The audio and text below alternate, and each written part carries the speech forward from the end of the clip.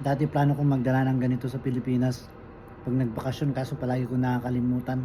Siya, nagsaya tong kasama ko na kain daw sa bahay nila. Duman na lang kami ng store. May nadaanan kaming tindahan na nakita na nakabukas sa Kunapa. Tagal ako hindi kumakain ng Kunapa mga simula na sa Pinas ako. Kami sa bahay nila. Ito yung guest room nila. Ganda Ito yung Kunapa na sinasabi ko. Hindi na. Pakita ko muna yung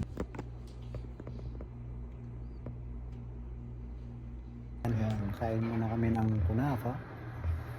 Tapos mamaya uwi na. Hatid ako sa bahay. So, yan, binubuksan na yung Kunapa. Yan ang Kunapa.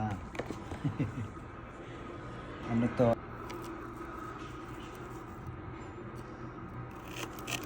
So yan, sarap niyan. Tikman natin to.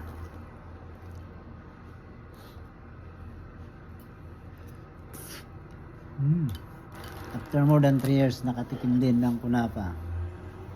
Dati plano kong magdala ng ganito sa Pilipinas pag nagbakasyon, kaso palagi ko nakakalimutan. So yan, kain muna kami.